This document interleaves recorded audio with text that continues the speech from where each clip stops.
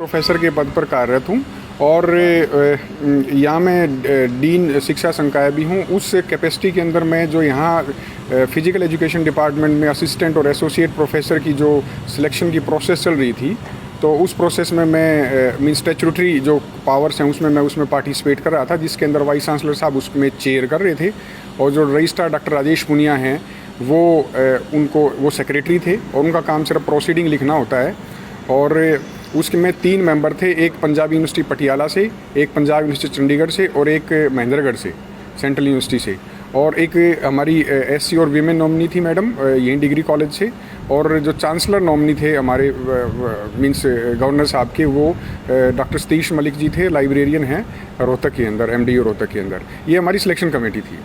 तो इसमें 3 और 4 तारीख को इंटरव्यू होने थे। 3 और 4 को 3 तारीख को जो इंटरव्यू हुए वो असिस्टेंट प्रोफेसर के थे और 4 तारीख को दोपहर तक जो इंटरव्यू हुए 2:15 बजे तक वो असिस्टेंट प्रोफेसर के और उसके बाद एसोसिएट प्रोफेसर का। ये लगभग 7 पद असिस्टेंट प्रोफेसर के थे और 1 पद एसोसिएट प्रोफेसर का था। तो मैं ये दोनों दिन इंटरव्यू के अंदर पूरा 10-10 घंटे में बैठा रहा यहाँ। और जब मैं कल आया खाना खाने के बाद 2:15 बजे के बाद हम खाना खाने गए 3 बजे के आसपास, तो मैंने देखा कि डॉक्टर राजेश पुनिया और जो बाकी सिलेक्शन कमेटी के मेंबर्स हैं उन्होंने अपने आप ही जो सिलेक्टेड कैंडिडेट्स थी उनकी लिस्ट बना ली थी कि इनको हमने इतने नंबर देके इनको सेलेक्ट करना है। तो मैंने जब वहाँ आया तो मैंने कहा जी अब मैं भी यहाँ डीन मींस की कैपेसिटी में इस सिलेक्शन कमेटी का मेंबर हूँ और मैंने भी इन कैंडिडेट्स को इवेलुएट किया है, इनका मूल्यांकन किया है, तो आप मेरे से भी इसकी कंसल्टेशन करिए, मैंने जो मार्क्स दिए उनको भी देखिए। तो डॉक्टर राजेश पुनिया बोले कि आपका उसमें कोई ज़्यादा रोल नहीं होता और जो सब्जेक्ट एक्सपर्ट हैं वही असेसमेंट करते हैं, और असेसमेंट हमारी जो असिस्टेंट प्रोफेसर के लिए होनी थी वो एक डोमेन नॉलेज थी और एक इंटरव्यू, दोनों को मिला के 50 नंबर की असेसमेंट थी। बहुत बड़ा अंतर डाल देती है 50% की असेसमेंट 100 में से। और तो उसमें मैंने अपनी असेसमेंट की हुई थी। तो बहुत सारे जो कैंडिडेट्स ऑनलाइन भी अपीयर हुए थे, देखिए सेंट्रल यूनिवर्सिटी कश्मीर से एक कैंडिडेट थे सरदार जी, वो एक्सीलेंट, आप इनके पास रिकॉर्डिंग भी होगी हमारे, क्योंकि हमने गूगल मीट पे उनकी रिकॉर्डिंग भी की होगी, उनकी एक्सीलेंट प्रेजेंटेशन और इंटरव्यू था, उनको इग्नोर कर दिया। एक MIT यूनिवर्सिटी से कोई डॉक्टर सैनी थे, उनको इग्नोर कर दिया। ऐसे मैंने इनको 8-10 कैंडिडेट्स बताए कि आप इनको एक भी नहीं सिलेक्ट कर रहे, आप इनको सबको इग्नोर कर रहे हैं। तो डॉक्टर राजेश पुनिया बोला ये आपका कार्य नहीं है, ये सब्जेक्ट एक्सपर्ट का कार्य है। तो मैंने उनको कहा कि मैं यहाँ ऑर्नामेंटल प्रेजेंस मेरी नहीं है, मैं डीन की कैपेसिटी में हूँ और सब्जेक्ट एक्सपर्ट तो हो सकता है ये आज या कल में चले जाएंगे, उसके बाद हमने डिपार्टमेंट को यहाँ देखना है। मैं भी यहाँ डीन हूँ और ये सभी लोग अगर कोई दुविधा आती है तो मेरे पास आएंगे। तो क्या करना है? उसके बाद क्या हुआ जी कि ये जो सिलेक्शन प्रोसीडिंग हो रही थी, तो असिस्टेंट प्रोफेसर के इन्होंने जो नेम्स हैं वो पहले ही फाइनलाइज किए हुए थे, उसके अकॉर्डिंगली इन्होंने इंटरव्यू में उनको नंबर देने चाहिए जी, नंबर दिए जैसे ही चाहते थे। कोई अथापाई भी अंदर वो उसके बाद जब ये असिस्टेंट प्रोफेसर का हो रहा था, उसके बाद एसोसिएट प्रोफेसर के इंटरव्यू थे। एसोसिएट प्रोफेसर के अंदर जो सबसे पहले जो कैंडिडेट आए वो डॉक्टर अशोक थे CDLU से, और इसी प्रकार से कैंडिडेट्स आते रहे। उसमें एक डॉक्टर कुलदीप नारा भी थे, और जिसके बारे में मेरे को ये पता चला था कि शायद वो उनकी 12वीं कक्षा के अंदर कोई प्रॉब्लम है और वो 12वीं पास नहीं है। मेरे पास किसी ने मैसेज भेजा था, तो मैंने VC साहब को कहा कि आप उनका एप्लीकेशन फॉर्म निकलवा के मुझे दिखा दीजिए, मैं सेटिस्फाई होना चाहता हूँ कि उनमें क्या प्रॉब्लम है। तो VC साहब ने मुझे कह दिया कि उसका एप्लीकेशन फॉर्म नहीं निकलेगा, ये स्क्रीनिंग कमेटी मींस ये देख चुकी है, आपका इसमें कोई कार्य नहीं है। तो मैंने कहा जी अगर इसका सिलेक्शन इनवैलिडेट हो जाता है किसी लेटर स्टेज के ऊपर, तो हम सिलेक्शन प्रोसीडिंग में खुद साइन कर रहे हैं। वो कहते हैं आपको ज़्यादा चिंता करने की ज़रूरत नहीं है, आप अपना काम करो। उसके बाद अंदर कोई अथापाई हुई? हाँ, उसके बाद क्या हुआ जी, ये मैं अंदर भी गया तो वहाँ जब ये सारी प्रोसेस चल रही थी, तो एसोसिएट प्रोफेसर का जब इंटरव्यू था उसके अंदर जो डॉक्टर कुलदीप नारा थे उनका इंटरव्यू बिल्कुल ही पुअर था, और एक जो दूसरे कैंडिडेट थे डॉक्टर योगेश कुमार, उनका एक्सीलेंट था, और सारे के सारे एक्सपर्ट्स इसके ऊपर एग्री कर रहे थे कि वो एक्सीलेंट उनकी प्रेजेंटेशन थी और उन्होंने उनको सबसे ज़्यादा नंबर दिए। लेकिन जो डॉक्टर राजेश पुनिया हैं उनको ये पता था कि उनकी एकेडमिक मेरिट क्या है, एक एकेडमिक मेरिट भी उनका क्राइटेरिया एक हिस्सा होता है। तो उन्होंने क्या किया, उसी के प्रोपोर्शनेटली उनके इंटरव्यू में नंबर लगाए ताकि उनका फाइनल सिलेक्शन हो जाए दोनों को मिला के।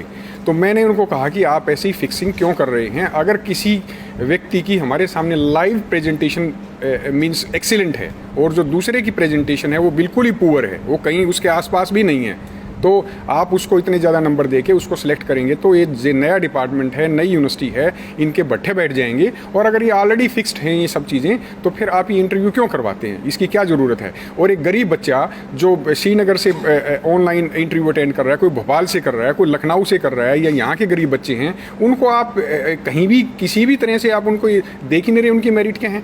और इन सभी को दरकिनार करते हुए तो इसमें मैंने कहा जी ये फिक्सिंग नहीं होनी चाहिए। तो इसके ऊपर जो हमारे एक डॉक्टर रविंदर अहलावत थे, उन्होंने मेरे को अब्यूज़ किया और मुझे कहा ए मिस्टर, तेरा मैं जबाड़ा तोड़ दूंगा। और उन्होंने मेरे को यहाँ पहले कंधे के ऊपर किया ऐसे हिट, और उसके बाद उन्होंने 2-3 मिनट के बाद यहाँ किया। मैंने कहा भी तुम मार, तो अगर मारना चाहता था। कहते तेरे जैसे ना कुतरिये बहुत देखे हैं, और ज़्यादा बदमाश बनता है क्या तू, अपने आप को ये समझता है क्या? तो मैंने कहा ये अशोभनीय भाषा हम इस्तेमाल नहीं करते हैं। और मुझे ऐसा लगता है कि आपके जो ये इंटरव्यूज़ हो रहे हैं, जो आप सिलेक्शन जो कर रहे हैं, इसमें पैसे का लेन देन हुआ है, क्योंकि आप पहले ही फिक्स करके बैठे हैं और जो ओरिजिनल परफॉर्मेंस है इंटरव्यू के अंदर उसको आप इग्नोर कर रहे हैं। सर, आप पे भी आरोप लगाए हैं कि आपके जो चहेते हैं उनको नहीं किया जा सकता। तो मेरा इसमें कोई चहेता नहीं है। हम ये चाहते थे कि जिसकी प्रेजेंटेशन जिसको सब अप्रिशिएट कर रहे हैं, सब कह रहे हैं कि ये वंडरफुल है, तो ऐसे लोग अगर इस डिपार्टमेंट के अंदर आएंगे और वो लीड करेंगे उस डिपार्टमेंट को, तो डिपार्टमेंट को आसमान पे पहुंचा देंगे। जिनमें से एक कैंडिडेट डॉक्टर योगेश कुमार थे, जो खानपुर विश्वविद्यालय, जो महिला विश्वविद्यालय है, वहाँ वो कार्यरत हैं। मैं भी वहाँ रहा हूँ और वो मेरे कुलीग रहे हैं। मैंने उनकी वर्किंग भी देखी है। मैंने उनसे इंटरव्यू में कोई प्रश्न नहीं पूछा, क्योंकि ये भी मेरे ऊपर आरोप लग सकता था कि आपने इनको प्रश्न बता रखे हैं। तो मैंने कहा जी मैं इनको जानता हूँ, इनकी आउटस्टैंडिंग वहाँ परफॉर्मेंस है और यहाँ इंटरव्यू भी इनका एक्सीलेंट है। तो मुझे बताइए कि जिस व्यक्ति डॉक्टर योगेश ठाकुर की आप बात करें, इनमें कमी क्या है? और अगर आप एक डॉक्टर कुलदीप नारा जिसका उन्होंने सिलेक्शन किया, उस डॉक्टर कुलदीप नारा का इंटरव्यू बिल्कुल पुअर था।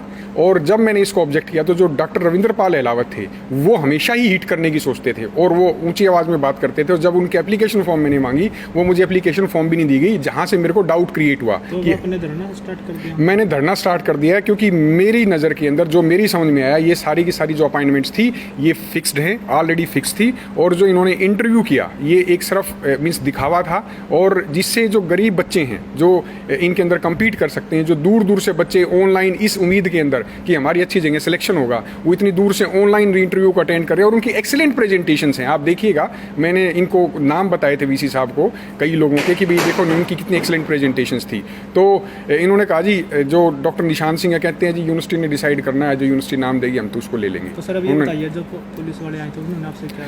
पुलिस वालों का रोल ये रहा जी, पहले पुलिस वाले मेरी प्रोटेक्शन के लिए आए, मुझे कहते हैं जी आप बताओ क्या है, क्या इशू नहीं है। उसके बाद मैंने उनको कहा जी मैं धरने पे अंदर बैठा हूँ, ये मेरी कहानी है। उन्होंने मेरी एक प्रीलिमिनरी स्टेटमेंट ली, और मेरी फैमिली मेम्बर भी मेरे को वहाँ खाना देने के लिए आए। और उसके बाद उन्होंने क्या किया कि जी लगभग 12 बजे के आसपास उन्होंने मेरे अंदर आए और कहते जी आप बाहर निकलो। और मुझे लगा कि शायद वो कोई फोर्स वगैरह यूज़ ना करें, तो मैंने उसको बोल्ट अंदर से बंद कर लिया। तो उन्होंने कहा कि आप खोलो। मैंने कहा भाई मैं नहीं खोलूँगा, मैं अंदर शांति प्रिय ढंग से बैठा हूँ। और उसके बाद उन्होंने दरवाज़ा तोड़ दिया जी, और दरवाज़ा तोड़ते हुए और मुझे घसीटते हुए यहाँ तक लेके आए वो। और मैं ये चाहता हूँ कि जो सीसीटीवी की फुटेज हैं वो आप इनसे लो, और जिस ढंग से एक प्रोफेसर के साथ इन्होंने बर्ताव किया है वो अशोभनीय तो है ही। आप ये देखिए कि अगर मैं यहाँ सीनियर प्रोफेसर हूँ, अगर मेरे साथ अगर ऐसा कोई बिहेवियर हो सकता है, बर्ताव हो सकता है, तो एक सामान्य व्यक्ति के साथ क्या होता क्या होगा? नाम आपका? मेरा नाम प्रोफेसर संदीप बेरवाल है। Thank you.